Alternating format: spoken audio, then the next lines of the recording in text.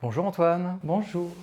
est-ce que tu pourrais te présenter pour celles et ceux qui ne te connaissent pas encore? Je m'appelle Antoine Dely, j'ai 29 ans. Je suis belge, d'origine belge, mais j'habite à Paris depuis 6 ans. Je suis auteur, compositeur, interprète. La plupart, ils m'ont découvert dans The Voice il y a 6 ans, en finale de The Voice. Et cette année, l'année dernière, en 2025, dans La France, un incroyable talent, en finale aussi. Voilà. Alors je suis très heureux, merci beaucoup parce que je sais que ton temps est précieux, donc je suis très très heureux de t'accueillir aujourd'hui. Et pour faire un petit peu l'explication, moi je t'ai découvert effectivement à la France en incroyable talent, ici d'ailleurs. J'ai été hyper touché par tes trois chansons que tu as interprétées dans cette émission. Les frissons, même des larmes sur une des chansons, on aura l'occasion d'y revenir.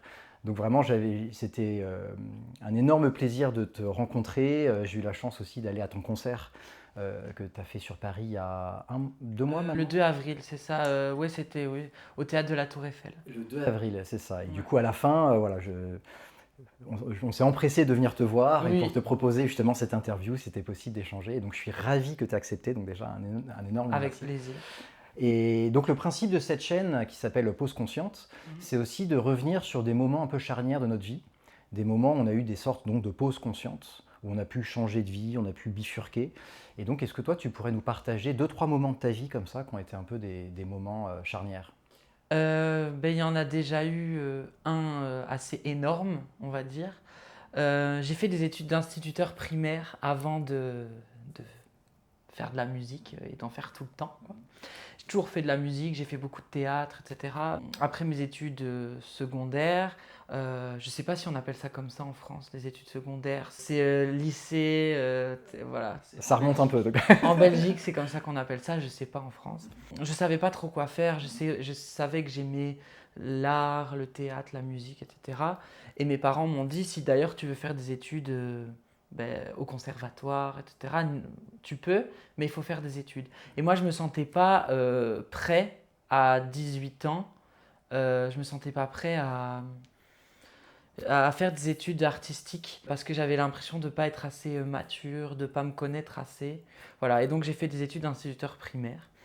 Et en dernière année, il y avait un stage au choix. Dans ces stages au choix, il y avait la possibilité de partir à l'étranger.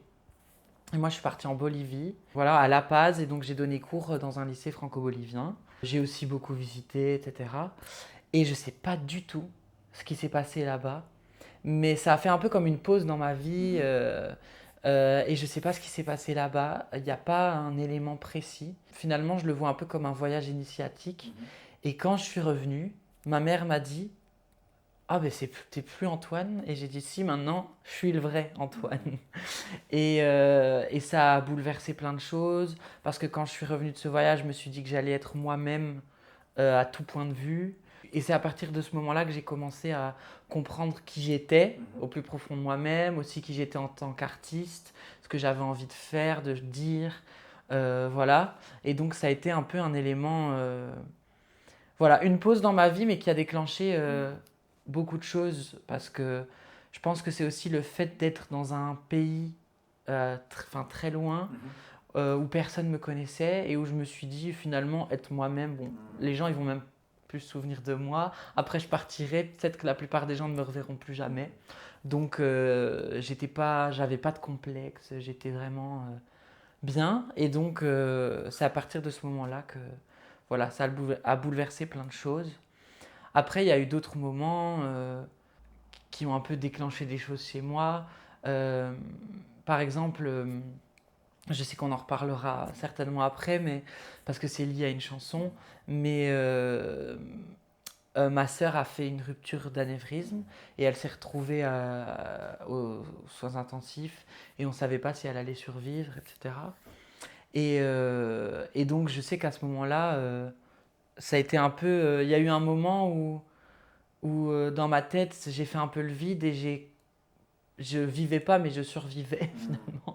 J'étais en mode, voilà, ça va aller, ça va aller, ça va aller.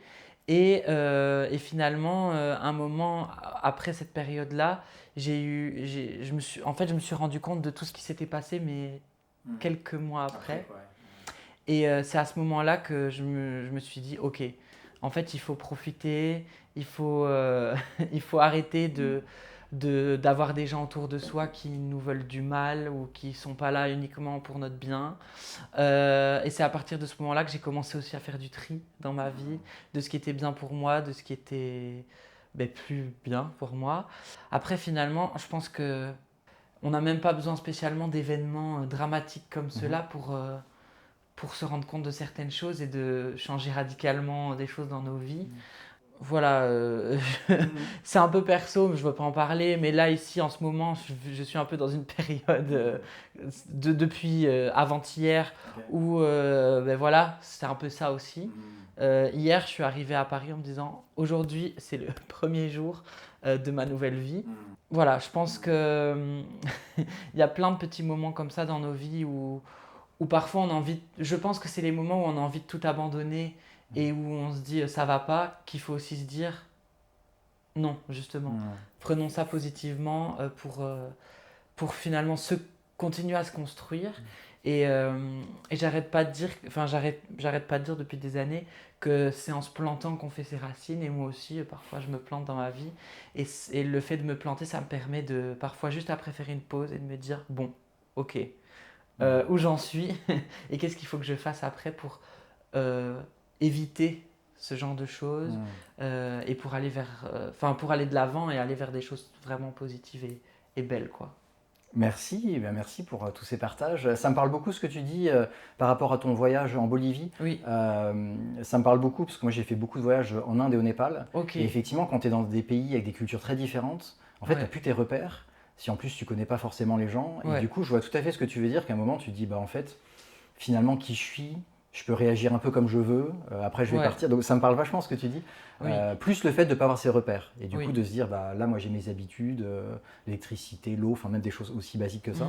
Et quand on voit qu'il y a plus de difficultés, c'est comme s'il y avait un décalage dans notre vie. Et que du coup, voilà, on se posait plein de questions. Qu'est-ce qui est important pour nous dans ce contexte-là. Donc je trouve que les voyages sont vachement formateurs là-dessus. Et puis ton autre témoignage par rapport à ta sœur, pareil, ça me parle beaucoup. Et ta chanson, justement, On ne sait jamais, m'a énormément touché. Et moi, j'ai eu beaucoup aussi de décès dans ma vie. Et donc c'est des choses... vraiment la partie de apprécier l'instant. Parce qu'on ne sait pas ce qui peut se passer, c'est quelque chose qui fait partie de ce que je vis en fait. Donc, c'est important, ouais. Je pense qu'on l'oublie souvent. Surtout qu'on est dans une société avec plein de stress et c'est pas facile de vivre dans cette société actuelle. Alors je dis pas qu'avant c'était facile parce qu'il y avait d'autres choses, mais je pense qu'aujourd'hui je me rends compte qu'il y a beaucoup de gens de mon âge ou même plus jeunes encore. Et j'ai l'impression que plus les gens sont jeunes, plus on va dans les générations, les nouvelles générations, plus il y a des jeunes déprimés et qui sont mal dans leur peau. Parce que, c'est une observation que je fais, et je pense que voilà, on est dans une société où à la moindre seconde, on peut avoir tous les malheurs du monde, on les apprend à la seconde même où ils se produisent. Et c'est bien de s'informer, mais c'est quand même hyper... c'est néfaste pour notre... on peut être submergé. Voilà, on est submergé par plein d'émotions, surtout quand on est des éponges. Moi, je sais que je suis une éponge et tous les malheurs du monde, je les prends pour moi. Donc voilà, je sais que c'est pas facile. Et dans ce monde-là, c'est pas évident de se dire qu'il faut profiter de chaque instant et qu'il faut profiter de la vie et voilà. Et donc voilà, pour moi, c'est un peu mon mindset depuis pas si longtemps que ça en vrai, mais voilà. Mais tu as raison, c'est pas évident de voir tous ces mouvements. Sur la chaîne, je partage beaucoup aussi d'outils pour la santé mentale, en fait, de comment est-ce qu'on peut se préserver. Et j'adore rappeler qu'en fait, on n'est pas fait pour le bonheur, on est fait pour la survie. En fait, on était câblé pour la survie. Et typiquement, on n'est pas fait pour recevoir des milliers d'informations, qu'à l'autre bout du monde, il y a des guerres. En fait, pendant des milliers d'années, on vivait dans un petit village. On connaissait quoi 30, 40 personnes et du coup, on avait juste les infos du village, mais on ne savait pas ce qui se passait, ne serait-ce qu'à 100 km de nous. Et là, en fait, on a accès, comme tu le disais, à toute la souffrance du monde. Et donc, si on est connecté à ça toute la journée, mais forcément... Ah non, mais moi, je me suis déconnecté des informations. J'essaie de regarder le moins possible. Enfin, ça dépend des périodes. Mais je sais qu'en ce moment, j'ai pas besoin Hmm. Alors, je sais ce qui se passe et parfois, et je combats certaines choses qui se passent dans le monde et je suis quelqu'un qui reste engagé. Hmm. Et voilà, mais il y a des moments où il faut, pour pouvoir continuer après à mener ces combats-là, et où il faut se faire une pause et se dire, là, j'ai besoin de me retrouver et de ne pas être parasité par tout ce qui se passe partout Hmm. parce que sinon, on s'en sort pas. Alors, ça tombe très bien parce que tu parles de combat, ça permet de faire une super transition avec Oui. une autre question. Et ta très belle chanson que j'adore, qui s'appelle André. Oui. Est-ce que tu peux nous raconter la genèse de cette chanson? Alors, j'ai commencé à sortir mes chansons après The Voice, à sortir un album, etc. Et jusque-là, tout se passait bien. Premier single, ça marche super. Deuxième single, voilà. Et puis, j'ai sorti un troisième single qui s'appelle Androgyne. À ce moment-là, j'ai commencé à recevoir sur les réseaux sociaux des messages de haine. Voilà, parce que ça parle un peu du fait qu'on a un côté féminin, un côté masculin, et que voilà, moi je mélange un peu tout ça et que ça me va, et voilà. Et ça n'a pas plu à certaines personnes. Mais bon, voilà. À partir de ce moment-là, à chaque fois que j'ai fait une apparition dans une télé, une radio, etc., après, voilà, sur les réseaux sociaux, je voyais les commentaires, j'avais une avalanche de messages négatifs, quoi. Mais bon, voilà, jusque-là, j'arrivais à gérer. Et puis un jour, j'ai été invité à chanter l'hymne national belge, donc la Brabançonne, au Grand Prix de Formule 1 à Spa, Francorchamps. Donc c'est assez gros, hein, parce que c'est 110 000 personnes sur place, c'est 60 millions de téléspectateurs en direct, plus après toutes les rediffusions, etc., dans le monde entier, toutes les chaînes du monde. Voilà, parce que le Grand Prix de Formule 1, c'est quelque chose qu'on suit, que tout le monde dans le monde suit, bon, en tout cas pour ceux qui aiment la Formule 1. Et donc voilà, j'ai emmené mon père, parce que mon père a toujours regardé ça, je l'ai toujours vu regarder ça quand j'étais petit et tout, et donc c'était important, on passait un moment super. Et quand je suis sorti du tarmac, je crois qu'on appelle ça comme ça, je récupère mon téléphone, et là je l'ouvre en me disant, oh, bah tiens, je vais voir les retours et tout. Et là, c'est un peu la désillusion, parce que j'ai passé un moment super, et là j'ai commencé à recevoir plein de messages de haine. Alors oui, il y a des messages de personnes qui n'ont pas aimé ma version de la Brabançonne parce que je l'ai modifié. Enfin, je ne l'ai pas modifié, mais j'ai fait un arrangement un peu rock. Donc ça Voilà. peut être le côté artistique. Oui, voilà, mais pour moi, un peu à l'image de Queen qui a repris l'hymne britannique. Ou voilà, je n'avais pas de souci avec. Enfin, je me suis dit que ça poserait pas de problème. Bien que j'avais entendu quand même parler de Gainsbourg qui avait repris la Marseillaise en reggae, etc. Et que ça avait fait toute. Voilà. Je pense que s'il y avait eu les réseaux sociaux à l'époque, il se serait fait complètement C'est démonter sûr. aussi. Mais finalement, on se dit quand même que c'est à partir de ce moment-là qu'il a eu, enfin que son succès, enfin qu'il a encore plus décollé et que voilà, c'est ça, allez, c'était son record de vente aussi à ce moment-là. Donc, comme quoi, je me suis dit au début, finalement, on parle de moi, donc c'est pas plus mal. Mais voilà, après, ça s'est transformé vraiment en message de haine, en menace de mort, et j'en ai reçu énormément. Et il y en a une qui m'a vraiment marqué, et c'était sur Facebook, sur Messenger. Et c'était quelqu'un qui avait comme pseudo André Silva. Donc je savais que c'était pas son vrai nom. Finalement, j'ai pu le retrouver après. Je le dis, il s'appelle Michael, il habite à Marcinelle en Belgique. Et c'est un ancien militaire.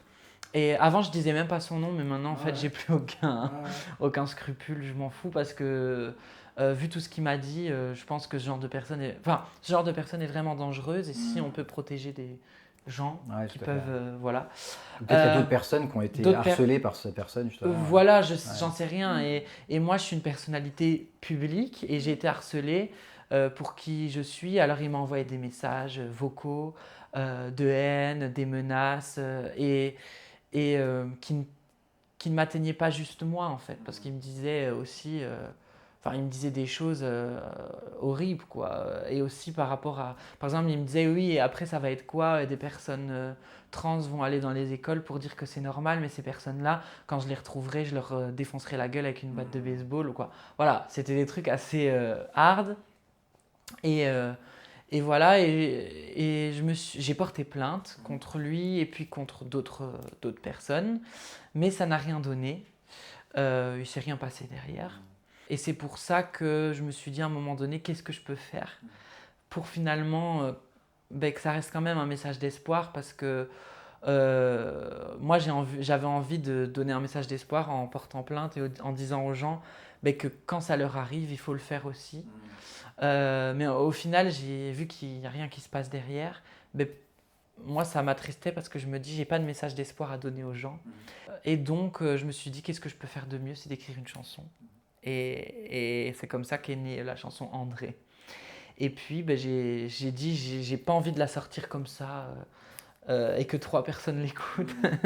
J'avais envie de marquer le coup et de pouvoir faire passer ce message à un plus grand nombre de personnes. Et c'est là que j'ai mon amie Laura Lone, qui est gagnante de la France en incroyable talent.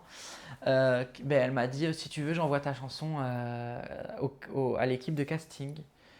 Et puis, c'est comme ça que ça s'est fait. Ah, c'est drôle. Donc en plus, c'est grâce à cette chanson au final. Moi, ça j'ai va. dit, si je participe à la France en incroyable talent, c'est pour cette chanson-là, au départ. Et puis, j'ai été pris, donc finalement, j'ai eu envie de passer d'autres messages. Mais oui, de base, c'était vraiment le but premier, c'était faire passer un message à la télé pour parler de ce sujet-là et faire, enfin voilà. Et alors, comment tu as eu cette idée? Parce que moi, ce que j'adore, c'est l'angle de cette chanson. Comment tu as eu cette idée? C'est un peu, au lieu de combattre pas la guerre, c'est combattre par l'amour. Enfin, c'est vraiment ça, la chanson. Mais comment tu as eu cette idée de cet angle? C'est pas une idée, je pense que c'est venu tout seul. J'étais en studio avec 2 amis euh, qui s'appellent Clem et Val Aubert et qui font un travail super. Ils ont un groupe qui s'appelle 92 et bon, j'en profite, je Ouais, parle bien d'eux sûr. parce qu'ils sont vraiment super et je les adore. Et on était en studio ensemble et voilà, on se disait que ce jour-là, on va écrire une chanson et puis je suis arrivé, j'ai dit j'ai envie d'écrire là-dessus. Et on a commencé la musique, etc. Et puis en fait, c'est ce texte-là qui est venu directement. Et j'ai pas trop d'explications. Il n'y a pas une recherche Ouais, derrière. d'accord, c'est Il intéressant. n'y a Ouais. pas Ouais. une envie. Mais souvent, moi, quand j'écris, j'ai jamais. J'arrive jamais en disant bon, je vais écrire une chanson sur ce thème, sous cet angle-là. Comme ça va pouvoir toucher ça. Alors, pas du tout. Moi, c'est. Je dis toujours, je vomis le texte, quoi. C'est Ok, genre. d'accord. C'est comme ça sort, quoi. Et j'aime rarement retravailler les textes après. Parce que j'aime bien garder la spontanéité du texte, même quand parfois ça peut être un peu vert, donc pas mûr.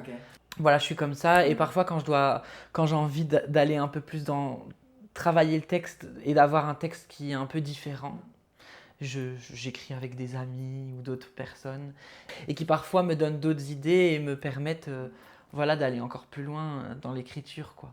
Mais c'est vrai que moi, quand j'écris tout seul, c'est très spontané et voilà. Donc c'est marrant, tu as eu cet élan d'écrire avec cet angle-là, qui est un peu une invitation justement à s'embrasser, à découvrir quelque chose pour l'autre. Oui, Euh, il y a un côté un peu provoque Bien aussi, sûr, parce que ouais. bon, j'avoue que j'aime bien, mais c'est pas provoque dans le sens négatif, hein. Ouais, C'est pas complètement. provoquer pour provoquer, c'est provoquer pour faire réagir et pour qu'il se passe quelque chose derrière et qu'il y ait un message, quoi. C'est pas...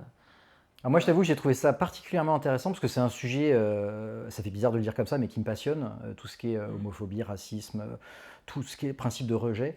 Et j'essaie toujours de comprendre justement quelle serait la bonne méthode pour que la personne en face change de point de vue, s'adoucisse dans son comportement.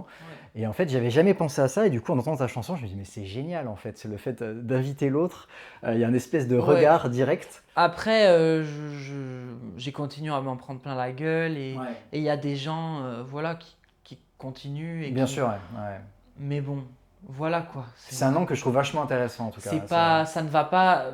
J'ai conscience que ma chanson ne va pas sauver le monde et je l'ai pas faite pour ça parce que je ne suis pas enfin, je me considère pas comme le Messie, quoi.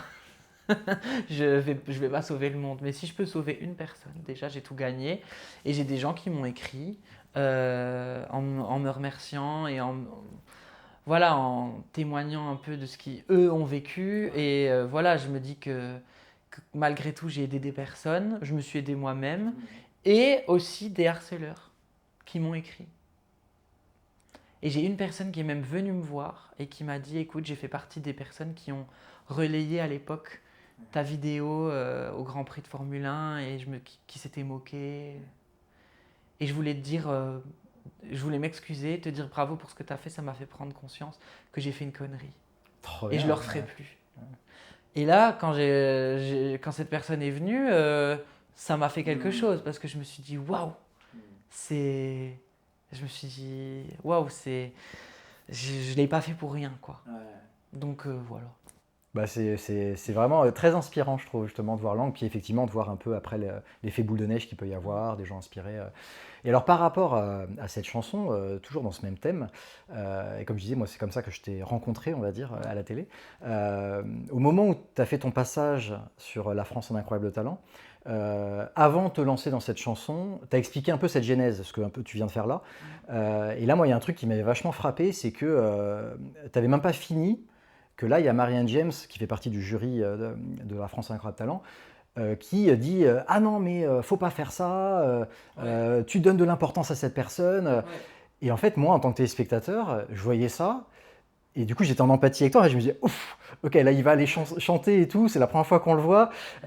Comment t'as vécu ce moment-là? Ah, c'était compliqué, hein. Je pense que si j'avais quelques années de moins, je me serais écroulé et j'aurais même pas pu chanter. Sincèrement, ce moment, ça a été très très compliqué.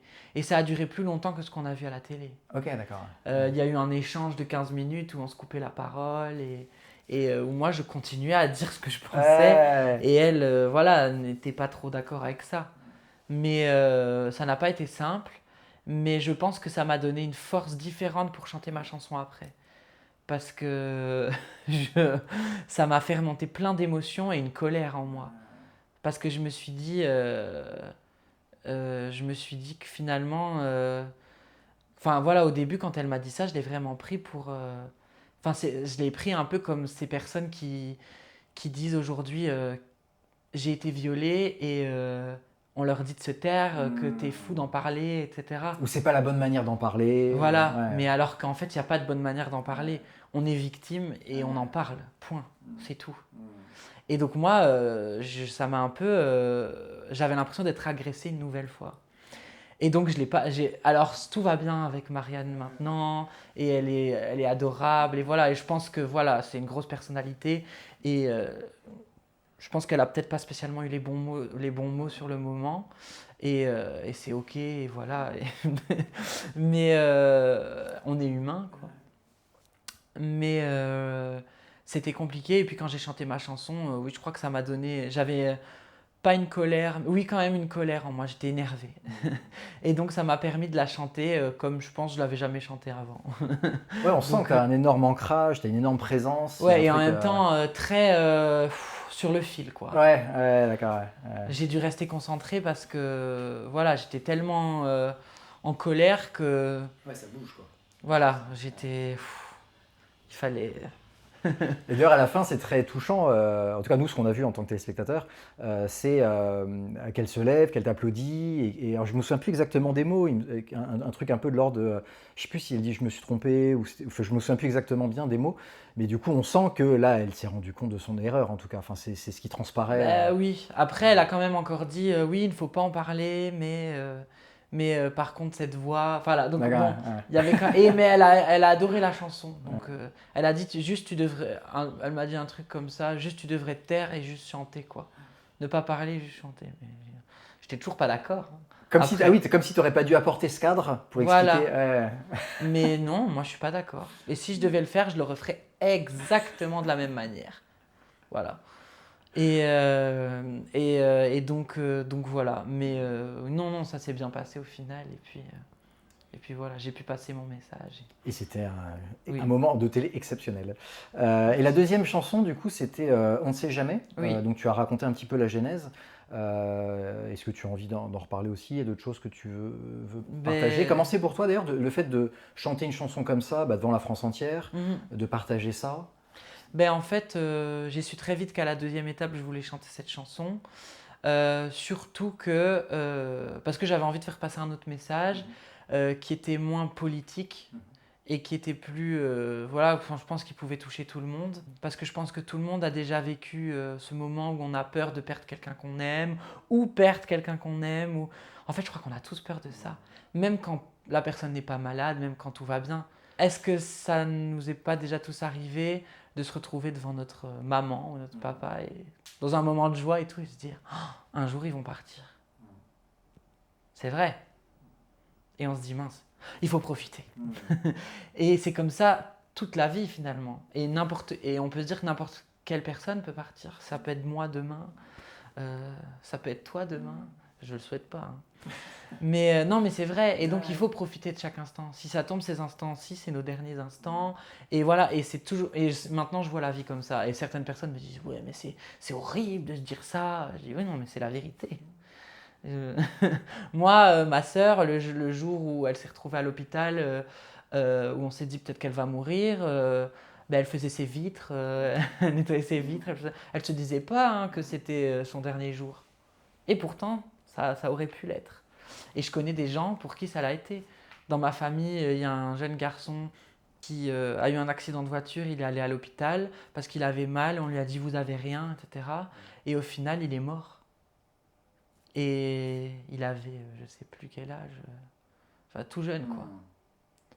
Donc en fait, ça peut être nos derniers moments tout le temps. Donc j'ai voulu faire passer ce message en disant juste mais aimez-vous et profitez des gens que vous aimez et aussi réaliser les projets que vous avez envie de réaliser.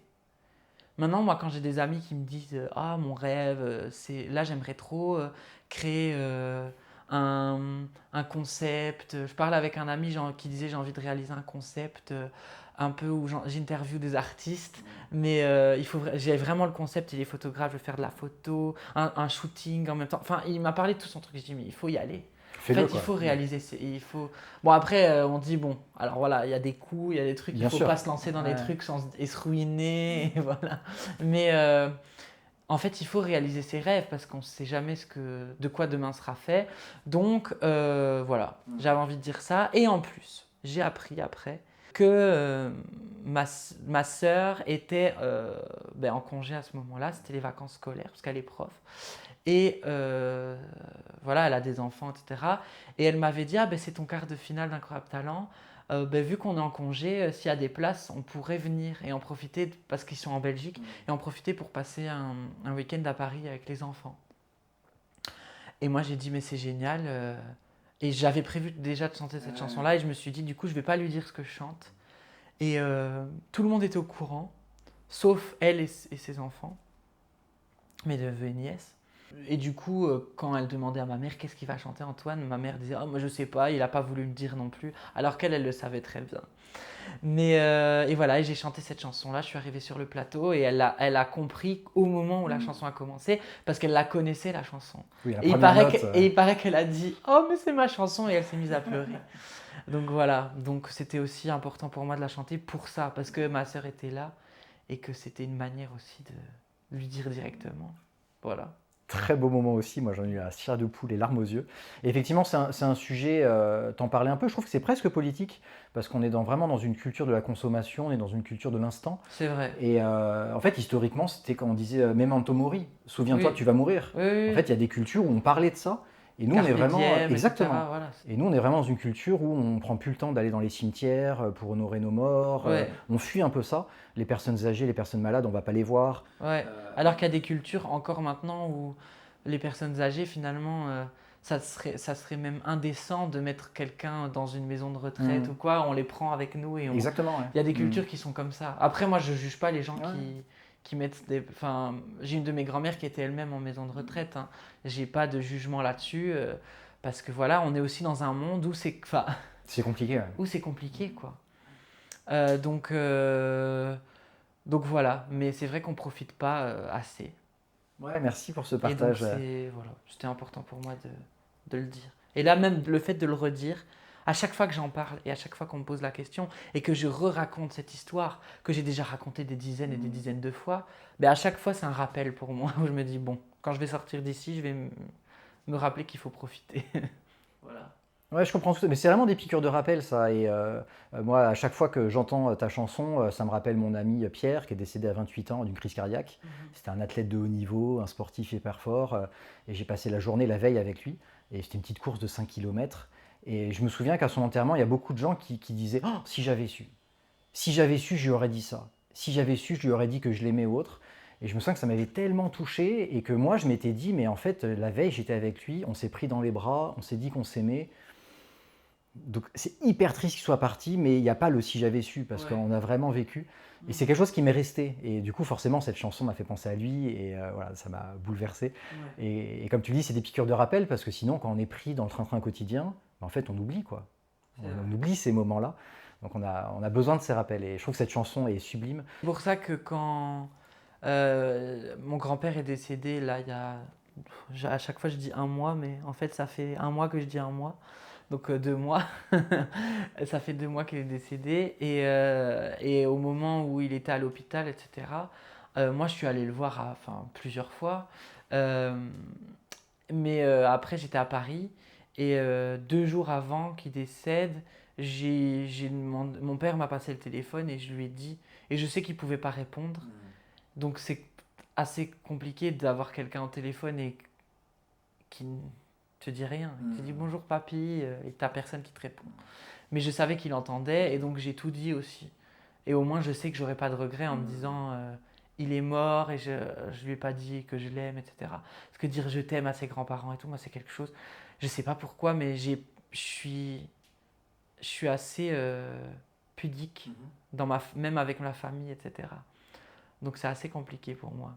Mais je sais pas pourquoi, mais je crois que c'est parce que eux-mêmes sont comme ça. Bien sûr, on n'a Donc, pas appris. et On n'a pas par contre, appris à avec se mes soigner. amis, parfois, bah, c'est plus facile de dire je t'aime à un ami. Mais voilà. Ouais, c'est dans la famille, on n'a jamais été très. Ouais, on se l'est jamais trop dit, quoi. Donc voilà. Mais au moins, il est parti et je sais que. Et je lui ai même écrit une chanson et il a pu l'écouter avant de partir. Voilà. Ça, c'était important aussi. Ah oui, je savais pas, c'est énorme. Ouais. La chanson que tu as interprétée, du coup. Je au l'ai concert, pas, je l'ai pas écrite quand il est mort. Et ça, c'est ce que tout le monde croit. Mm. Je l'ai écrite pour qu'il l'écoute. Parce qu'en fait, c'est une chanson qui est un peu un, un résumé de sa vie et des moments, en fait. Et je lui dis tu, et parce que je lui parle directement.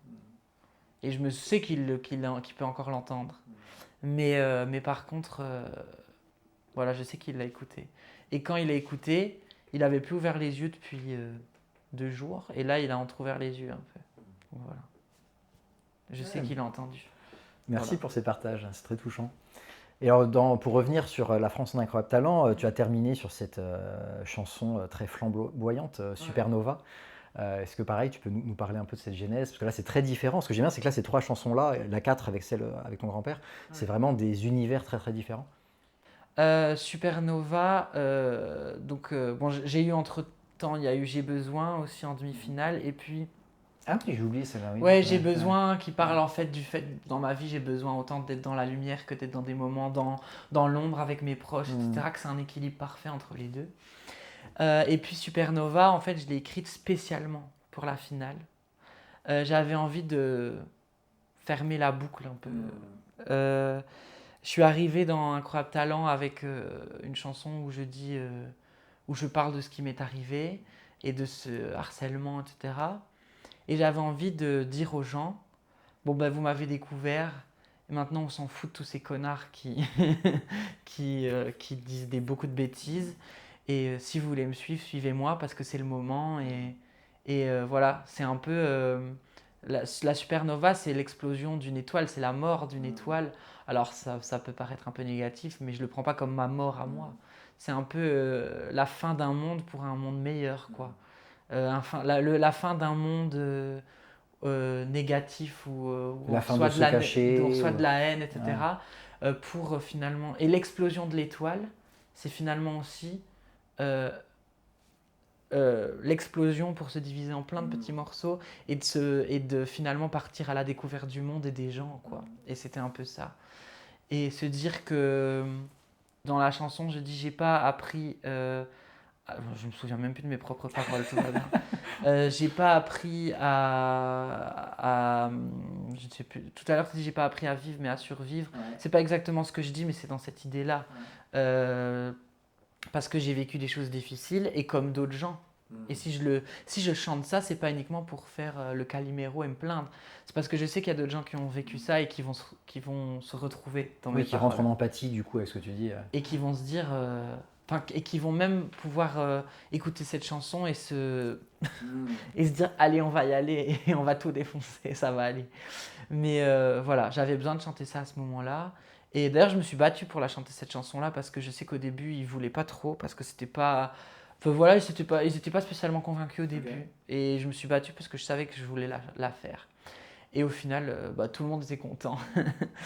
Oui, pour moi, c'est vraiment une chanson, je trouve, qui raconte un artiste qui occupe sa place. Et comme tu disais, qui dit, bon bah voilà, maintenant basta tout le reste. Et là, j'occupe ma place et je rayonne. Et on rayonne ce qu'on a à faire. Donc elle est vachement puissante, je trouve. Et ça peut parler à plein de gens qui n'osent Oui, pas. encore une fois, c'était très personnel, Ouais. euh, mais ça peut parler. Mais universelle. Voilà. Alors moi, j'avoue que il y a beaucoup d'artistes, je sais, qui écrivent des chansons et qui écrivent sur des sujets qui ne les touchent pas personnellement. Euh, J'écoutais une interview de Taïk hier qui disait justement, moi parfois j'invente des histoires. Même j'invente des histoires d'amour et pour les chanter. Une histoire que j'ai entendue, enfin bref. Moi j'avoue que c'est rare. Et c'est ok, hein, enfin, chacun fait ce qu'il veut, je juge pas. Mais moi j'ai besoin souvent d'écrire sur ce que je ressens et sur ce que j'ai vécu. Ce qui fait que parfois il y a des périodes où j'ai rien à écrire. Voilà. C'est le vide total, la page blanche, mais c'est ok aussi. Donc voilà. Là j'étais dans une longue période sans inspiration, où j'écrivais pas, etc. Là je sens que ça revient. Mais finalement quand on vit des choses, même parfois négatives, etc., et même quand on ne vit rien, on a l'impression de rien vivre, mais qu'on a des émotions, Bien sûr. voilà, ça permet Il y a des choses à raconter. Ouais. de raconter des choses et de... Voilà. Moi aussi, écrire des chansons, c'est une manière de sortir mes émotions, quoi. Donc, voilà. Là, je sens que je commence à en avoir besoin. Donc, je vais le faire. Voilà. Eh ben, on a hâte d'écouter tout ça. Et alors par rapport justement, on parle beaucoup d'émotions, de ressentis, et tout à l'heure justement pour Supernova, tu parlais de cet équilibre entre les moments de lumière et les moments où tu te retires un peu. Comment tu trouves ton équilibre là-dedans? Est-ce que tu as des conseils ou des outils que tu pourrais partager? Comment toi tu fais pour trouver cet équilibre? C'est pas évident. C'est pas spécialement évident de trouver un équilibre entre les deux. C'est quand même un métier qui est particulier, d'être sur la scène. Euh, on reçoit beaucoup d'amour, etc. Moi, parfois, je peux me sentir un peu seule et c'est vrai qu'aller sur scène, ça me donne mon quota d'amour et de sourire et de regard sur moi. Et puis parfois aussi, je suis sur scène et il y a des jours où j'ai envie de m'enfermer chez moi, comme tout le monde, ça peut arriver. Hein, et je ne peux pas parce que je dois aller chanter et que c'est prévu et qu'il faut être là parce que les gens attendent. Et ben c'est pas facile. Voilà, c'est pas toujours évident, mais je pense que c'est au moment où je suis sur scène et au moment où je le fais que je sais pourquoi je le fais. Euh, mais voilà, je pense qu'il faut le vivre et j'ai pas vraiment de conseils à donner, à part prendre soin de soi, de s'écouter, de trouver les choses qui vont faire qu'on va se sentir bien dans notre vie. Et puis voilà, mais j'ai pas vraiment de conseils à donner aux gens, à part essayer de trouver les choses qui vont les aider dans la vie. Ben, par exemple, là bon, je sais pas si ça répond vraiment à la question, mais moi parfois il y a beaucoup de gens qui ont par exemple testé des techniques. Parce que moi j'ai eu beaucoup de moments où j'étais perdu entre ma vie sur scène, ma vie personnelle. J'ai l'impression que c'était impossible d'être heureux dans l'un et dans l'autre en même temps.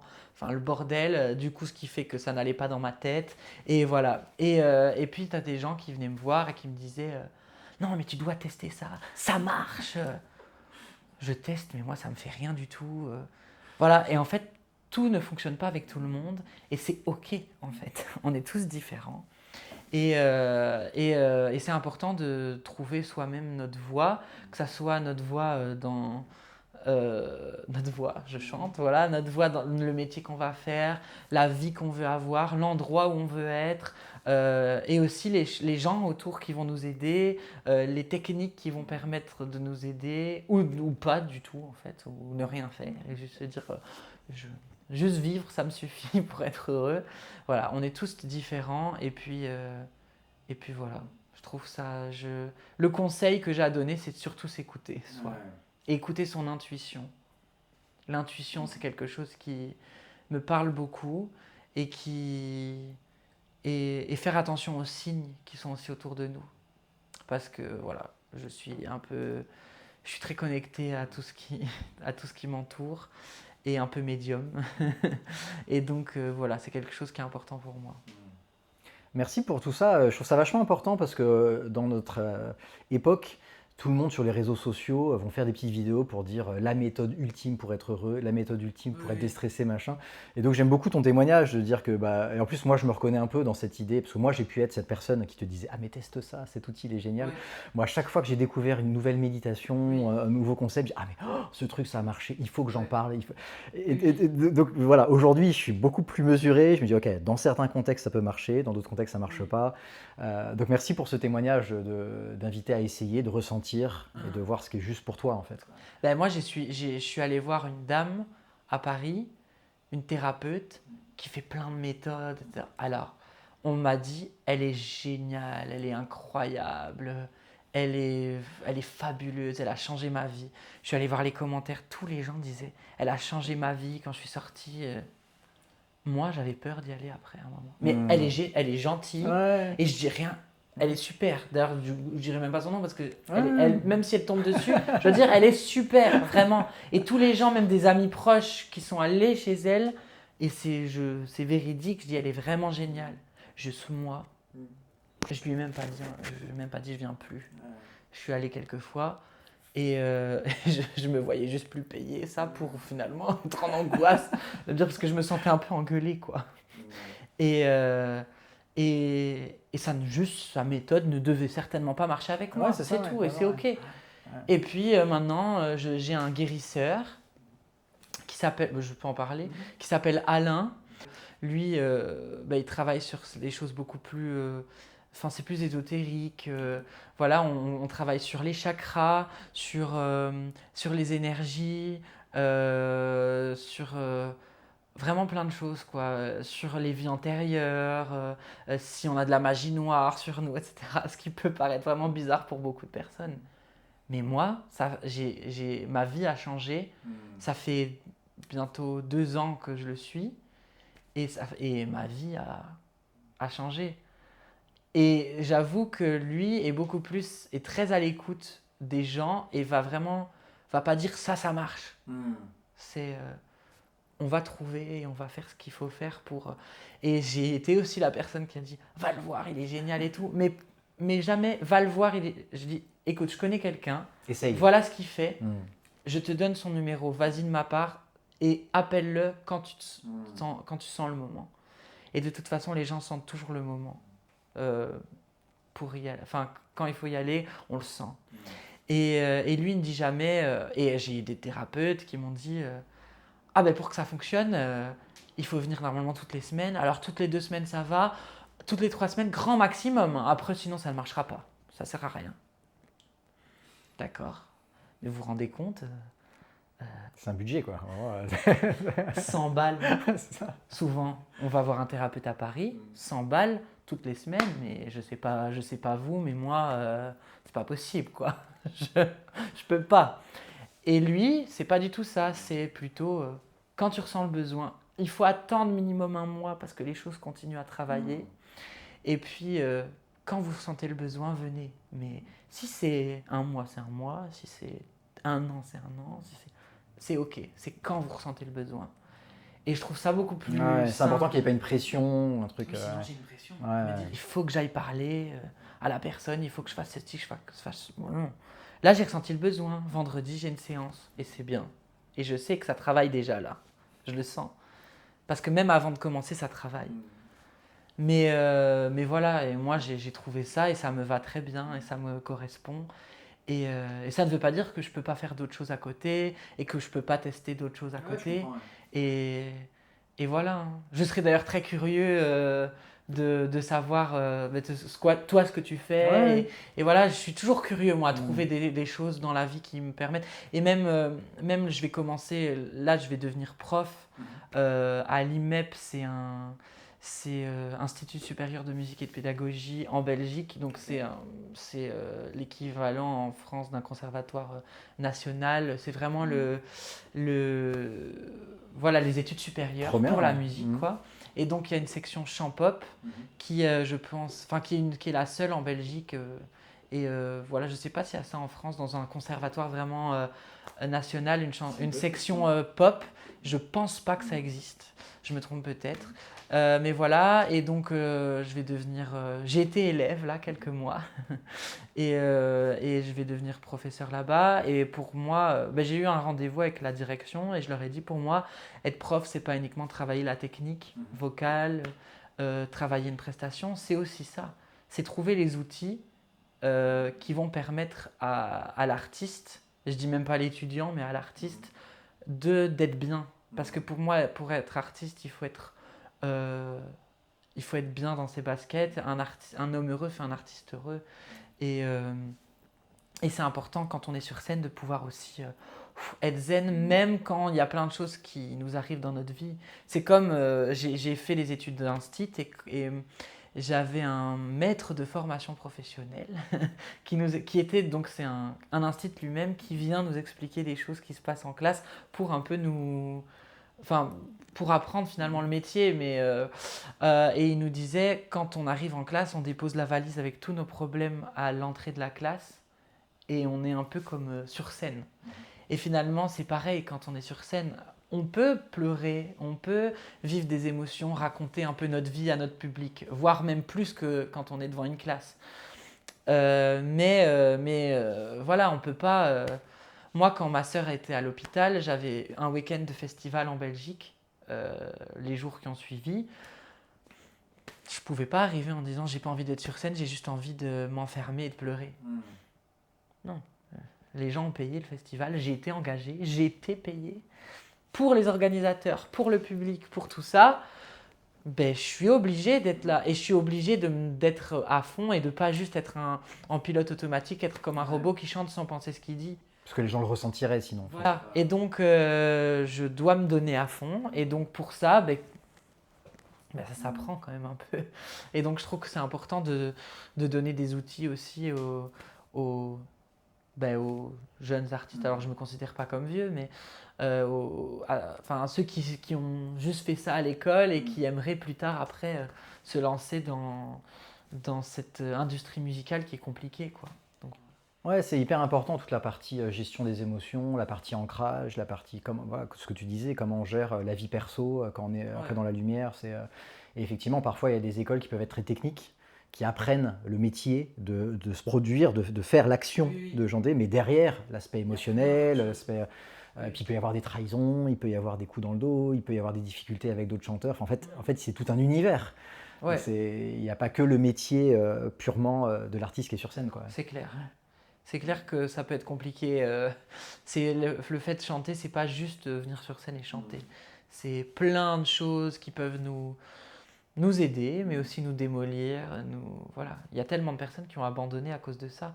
Pas parce qu'ils n'aimaient pas chanter, pas parce que ça se passait mal sur scène, mais parce qu'il y a plein de facteurs autour qui font que ça se passe pas bien, quoi. Donc, c'est important de le savoir et important d'avoir des outils aussi pour pouvoir le gérer derrière, quoi.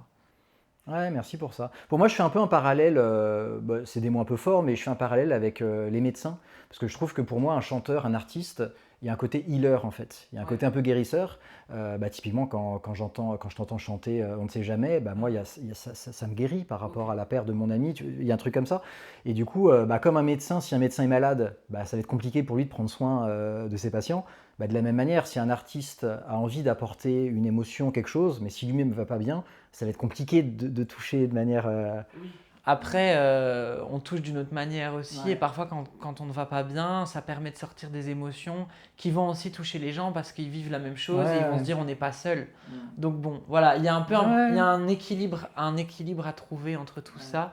Et puis voilà. Et puis je pense que parfois, des gens qui vont mal sont parfois aussi les bonnes personnes pour aider. C'est bizarre, hein, mais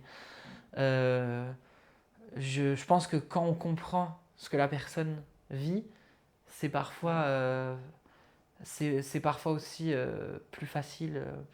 Je parle par exemple des personnes qui ont vécu des addictions, etc. Quand ils sont aidés par des personnes qui ont vécu aussi ces addictions-là, c'est parfois aussi plus facile Ouais, de ne ouais. pas se dire mais tu sais pas de quoi je parle en fait. Tu l'as pas vécu, donc comment tu peux me dire je dois faire ça? Tandis que quand la personne en face de toi l'a vraiment vécu, et quand j'allais voir un nutrithérapeute qui me disait, parce que j'ai des problèmes, troubles de comportement alimentaire, etc., quand j'allais voir un nutrithérapeute et qui m'a dit ah ben tu sais j'ai pesé 120 kilos aujourd'hui, j'en pèse 70 et je j'ai vécu tout ça et si finalement je fais ça c'est parce que j'ai vécu ça et que, ben, finalement on se dit waouh, je ça n'a pas été facile pour lui et ça l'est peut-être pas encore toujours aujourd'hui, mais il a réussi et donc euh, voilà, parfois ça peut aussi aider. Oui, merci de m'avoir repris d'ailleurs là-dessus, parce que ça me permet de préciser, effectivement, autant le médecin, bon, lui, il doit être en bonne santé au moment où il soigne, Oui, mais l'artiste, effectivement, c'était pas forcément les bons mots, c'est plus le fait qu'il incarne ce qu'il dit, il ressent des choses, et qu'il va pas être un peu fake, ou un peu... ah oui, oui, voilà, oui. et moi, c'est clair que, par exemple, un Il faut artiste pas que mentir. j'adore, c'est 16, puis j'écoutais ses morceaux, à chaque fois que j'avais des déceptions amoureuses, j'écoutais ses morceaux, ça m'aidait à pleurer, et il a vécu d'ailleurs des moments très difficiles dans sa vie et tout. Et je trouve que c'est vraiment des artistes où on sent qu'ils parlent d'eux, qu'ils parlent avec leurs émotions. Et moi, je sais en tant que, je sais pas comment on dit ça, auditeur, enfin, personne Oui, du public, quoi, oui, oui. ça me touche profondément. Et je préfère à la limite que ce soit quelqu'un qui partage justement des émotions et qui soit plus fragile du coup sur scène, parce qu'on voit qu'il y a ça, que ce soit quelqu'un qui se montre avec une espèce de carapace parfaite, Oui, tout très va bien dans lisse. ma vie. Exactement. Enfin voilà. Et il y en a, Exactement. hein, mais moi Ouais. j'avoue que ça me touche beaucoup Ouais. moins, quoi. Alors merci pour tous ces partages. Une autre question que j'avais pour toi, c'était quels sont les artistes qui t'ont inspiré? Ben, il y a beaucoup d'artistes qui m'ont inspiré dans ma vie, après à des moments différents aussi de ma vie. Moi j'ai beaucoup aimé euh, écouter, j'ai un peu ma sainte trinité comme je l'appelle. C'est Elton John, David Bowie, Freddie Mercury, Queen. Euh, Parce que pour moi, il représente quelque chose, voilà, une certaine liberté. Alors pour beaucoup, c'est de l'extravagance, mais pour moi, c'est pas ça. C'est de la liberté d'être qui on est et de créer un univers aussi. Voilà, ils m'ont beaucoup inspiré là-dessus. Parce que c'est vrai, moi je me rends compte souvent en France aujourd'hui, les gens sont beaucoup attirés par ben, j'aime pas dire ce mot, mais j'allais dire monsieur, madame, tout le monde, mais j'aime pas dire ça parce qu'on est tous différents. Mais je veux dire, les gens aiment écouter quelqu'un, ah ben elle me fait penser à ma fille, ou elle me fait penser à ceci. Et dès qu'on est un personnage un peu atypique qui sort du lot, ben souvent c'est un peu plus critiqué, quoi, et moins écouté. Je m'en rends compte. Et, euh, et du coup, du côté anglo-saxon, etc., il y a eu un peu plus de liberté à ce niveau-là. Euh, et c'est pour ça que j'ai toujours été plus attiré par ces artistes-là. euh, Parce que, enfin, voilà, pour ce qu'ils représentaient, pour leur art et pour aussi leur manière de s'en foutre de ce que les gens allaient en penser. Et juste, voilà, d'être eux-mêmes, quoi.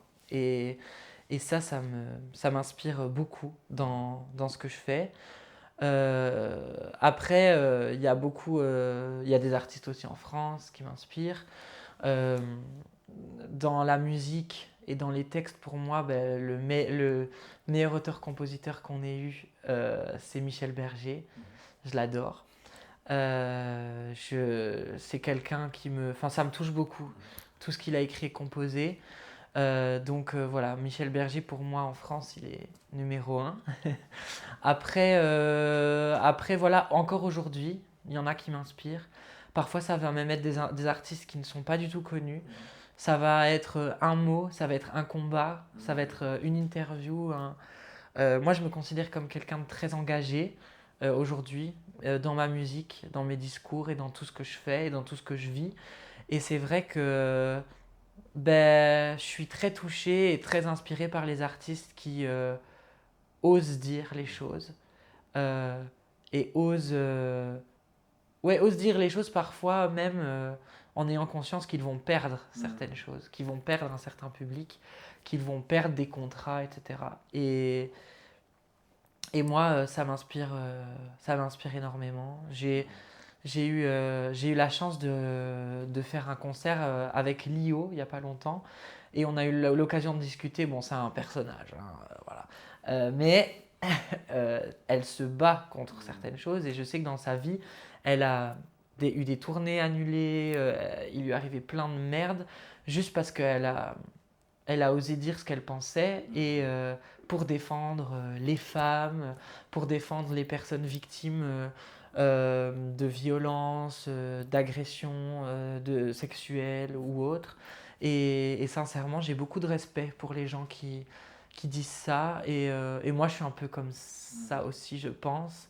Voilà, il y a des choses qui se passent dans la société actuelle et aussi dans le monde de la musique et dans le monde du cinéma où il y a des personnes qui profitent de leur position pour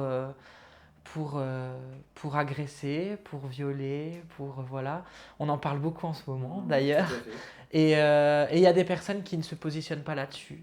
Mais moi, je peux juste pas en fait fermer les yeux là-dessus. Donc c'est quelque chose qui est important pour moi. Et tous ces artistes qui osent dire les choses, moi ça m'inspire beaucoup. Et donc voilà. Total soutien à tous celles qui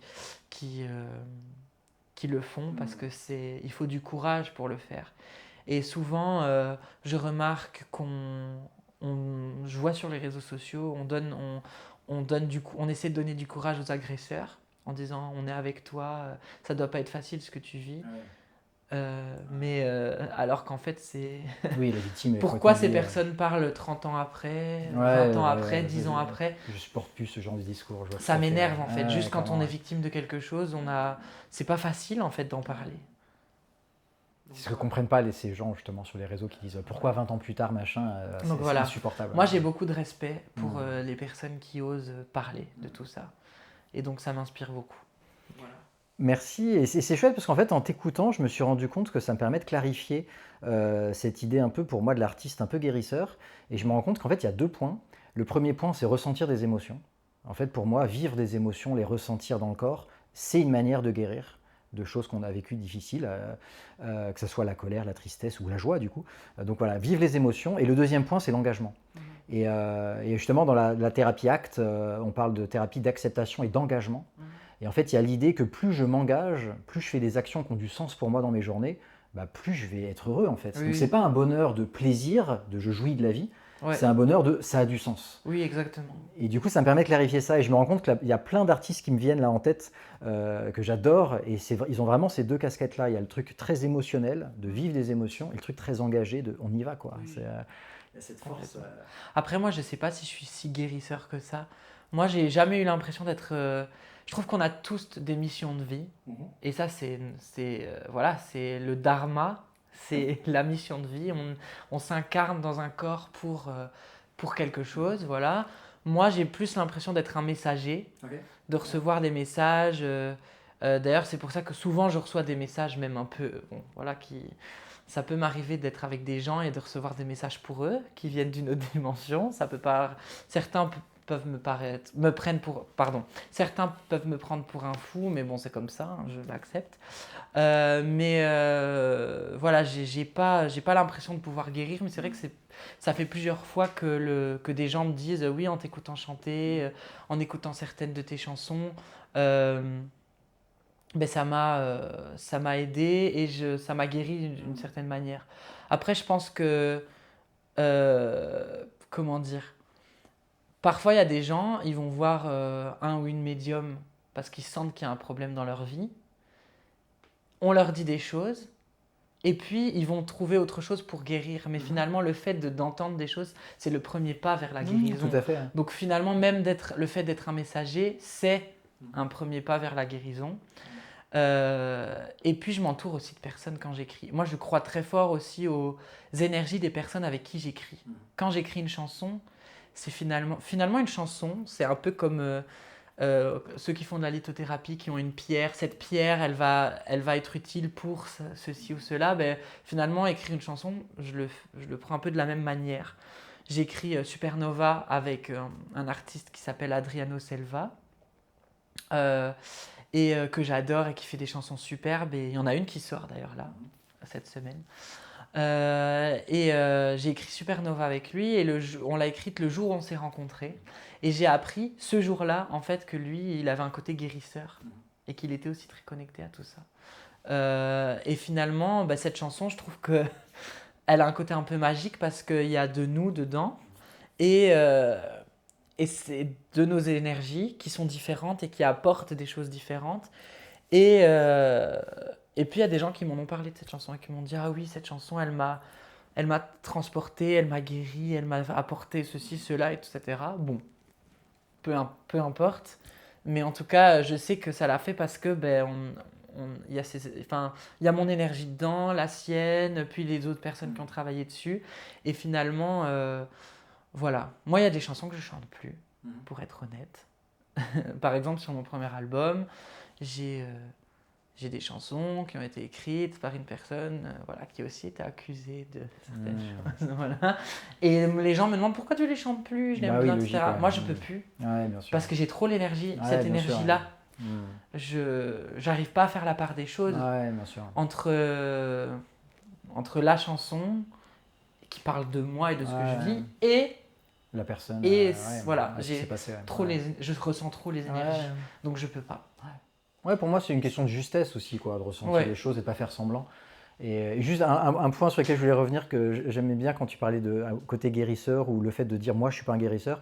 Je pense que c'est très important de ne pas se considérer comme un guérisseur. Je pense que le fait de se considérer comme ça, en tout cas, c'est un risque de nourrir l'orgueil, de se dire ça y est, machin. Donc en fait, je pense que c'est très sain et que finalement, les personnes, pour moi en tout cas, qui m'aident le plus, c'est souvent ceux qui ne se rendent pas compte en fait qu'ils sont en train de m'aider. Et j'aime bien ce côté-là, ce côté humilité, ce côté on prend soin les uns des autres. Après, c'est aussi bien d'avoir conscience de ce qu'on peut faire et de Si on pas se met du comme don, tel, mais ouais, des facultés qu'on peut avoir pour pouvoir. de soin quoi. Ouais. Voilà, ça Ouais. c'est quand même important. Mais oui, je suis d'accord avec toi. Il faut pas que ça devienne voilà, je suis le grand guérisseur, Une machin. espèce de Je fais d'hubris, ceci, d'ego. cela, j'ai Ouais, sauvé un tel, je suis le tout puissant. Non, pas du tout. Alors si vous rencontrez une personne comme ça, fuyez. voilà, c'est ça. C'est ça. Vraiment. Et il y en a beaucoup. Il y en Ben, a énormément. merci pour tout ça. Je te propose d'aller sur la dernière question. Si tu avais donc une bouteille à la mer à poser, à jeter, si tu avais un message, si toute cette vidéo, là on oubliait tout, et qu'il n'y avait qu'un message qui restait, ça serait quoi? Ben moi j'ai envie de dire aux gens, et soyez vous-même, n'ayez pas peur d'être qui vous êtes, malgré tout ce qu'on peut nous dire dans ce monde, malgré tous les messages qu'on peut recevoir de partout. C'est vraiment important voilà, d'avoir conscience du monde dans lequel on vit, hein, d'avoir les pieds sur terre, mais d'avoir aussi la tête dans les étoiles et d'oser rêver, d'oser en fait, tout simplement. D'oser être, voilà. Euh, et je pense que voilà, il faut s'écouter, écouter notre intuition, notre cœur, et ne pas faire de mal aux autres. Ça c'est important. Mais tant qu'on ne fait pas de mal aux autres, je pense que il n'y a pas de souci à être soi. Et voilà, on est dans un monde où on consomme beaucoup, on en a parlé tout à l'heure, à tout point de vue. On consomme l'amour, on consomme la musique, on consomme la nourriture, mais voilà, de manière, c'est démesuré. C'est pour ça qu'on a inventé les fast-foods, c'est pour ça qu'on a inventé les plateformes musicales pour consommer vraiment beaucoup la musique.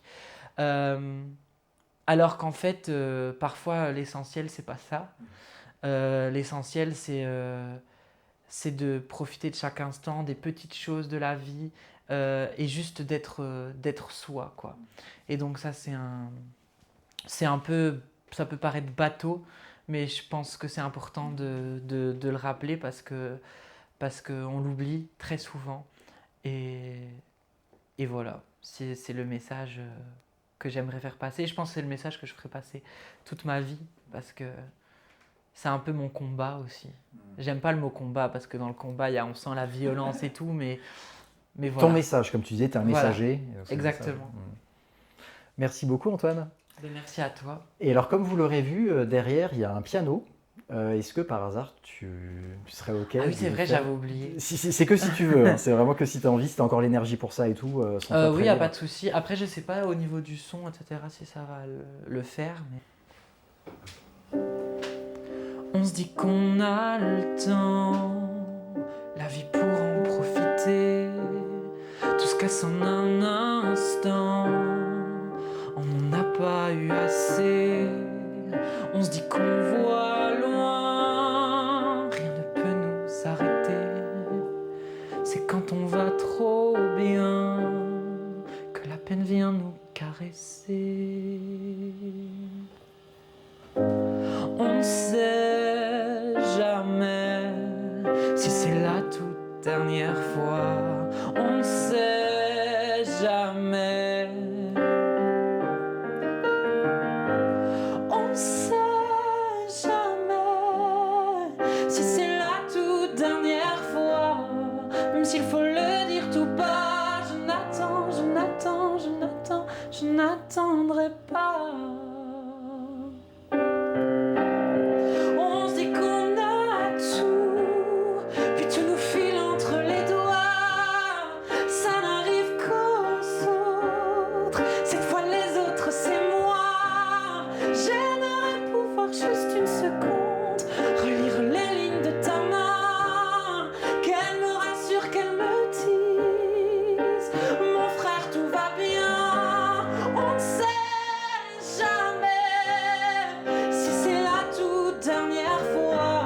On ne sait jamais. Oh, oh, oh, oh. On ne sait jamais si c'est la toute dernière fois. Même s'il faut le dire tout bas, je n'attends, je n'attends, je n'attends, je n'attendrai pas. Tous les mots restés sur mes lèvres, tous les gestes que je n'osais faire, je te les envoie. Je n'attends, je n'attends, je n'attends, je n'attendrai pas.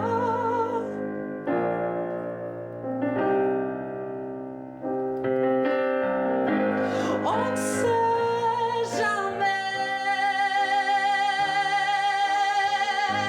On ne sait jamais.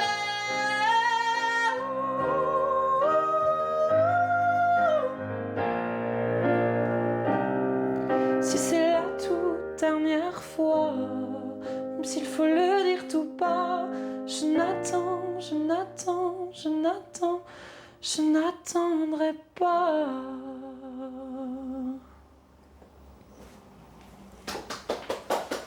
Merci. Voilà. J'espère que cette interview vous a plu. Ça a été un immense plaisir de la réaliser. J'ai vraiment eu un coup de cœur en découvrant Antoine Dély à La France en incroyable talent.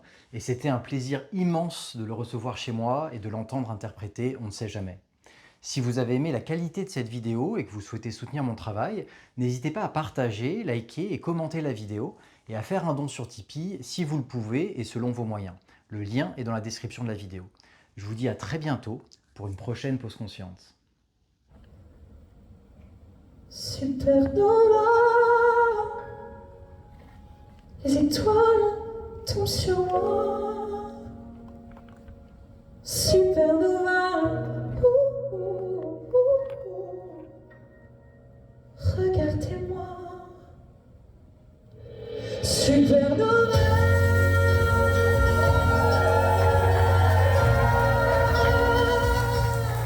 Supernova. Regardez-moi.